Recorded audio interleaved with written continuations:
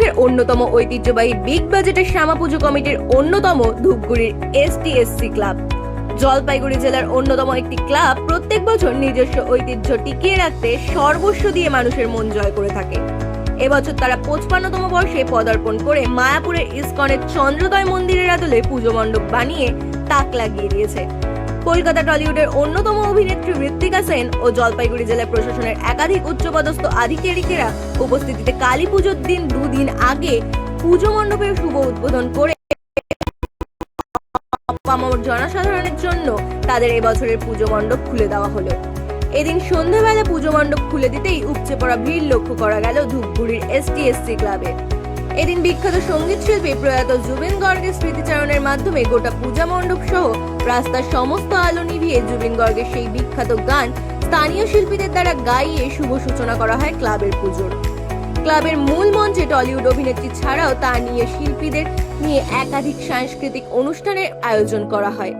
শুধু পুজো মণ্ডপই নয়, পাশাপাশি মায়ের মূর্তিতেও নজর কাড়ার রূপ দেওয়া হয়েছে। ক্লাব কর্তাদের দাবি, বিগত বছরগুলির ন্যায় এবছরেও উপচে পড়া ভিড় লক্ষ্য করা যাবে ক্লাবে, তবে যাবতীয় নিরাপত্তা ব্যবস্থা রাখা হয়েছে ক্লাবের তরফে।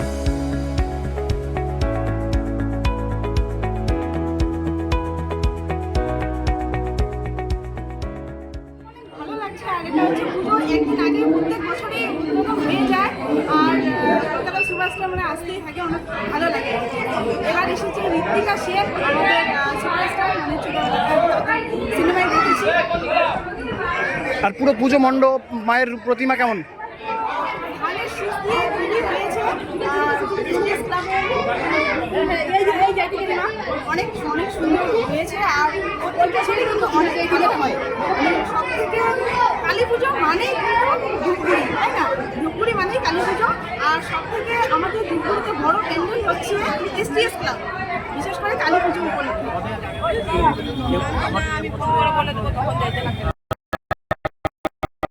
আয়োজন এবং পরিকল্পনায় প্রতি বছর যেরকম ভিন্ন মাত্রা স্থাপিত হয়, ঠিক এই বছরও আমাদের ভিন্ন মাত্রা সংযোজন করার চেষ্টা হয়েছে আমাদের। আমরা এবছর আমাদের পুজো মণ্ডপ সজ্জায় বিশেষত রয়েছে আমাদের নবদ্বীপে মায়াপুরের আমাদের ইসকনের যে চন্দ্রোদয় মন্দিরটা আছে তার আদলেই আমাদের এই মন্দিরটা হচ্ছে। এবং সেই মঞ্চসজ্জার সাথে সামঞ্জস্য রেখে এবছর আমাদের মায়ের মূর্তি তৈরি করা হচ্ছে। পূর্ব মেদিনীপুর থেকে নিয়ে আসা নৃত্যশিল্পীকে নিয়ে আসা আমাদের করা হচ্ছে। এবং সেই সাথে আলোকসজ্জা আমাদের নবদ্বীপের আলোকশিল্পীকে নিয়ে এসে আমাদের এখানে আলোকসজ্জা সজ্জিত হচ্ছে। ওটা পুজো মণ্ডপ পরিসর এবং সেই সাথে আমাদের আরও বিশেষ নিরাপত্তার ক্ষেত্রে আমরা বাড়তি নিরাপত্তার ক্ষেত্রে যেটা দিয়েছি সেটা হচ্ছে গোটা পরিসর আমাদের করা হয়েছে। এবং সেই সাথে আমাদের ক্লাবের সদস্যরা এবং সক্রিয় হয়ে পুজোর উদ্বোধনের দিনে যেভাবে মানুষের ঢল দেখা যাচ্ছে, আগামী দিনে তো আরও ঢল নামবে। মানুষ বরাবরই আমাদের কাছে বড় কিছু চাওয়া পাওয়া হচ্ছে।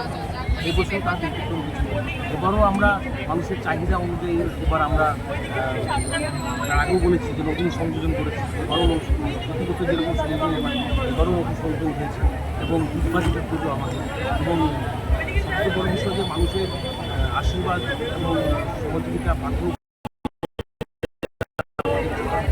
মানুষকে আমরা আহ্বান করছি যে আপনারা আসুন এবং আমাদের উৎসবকে উপভোগ করুন। কতদিন এবার থাকবে, মানে কয়দিনের জন্য রাখা হবে এই পুজো মণ্ডপ? আমাদের 30 তারিখ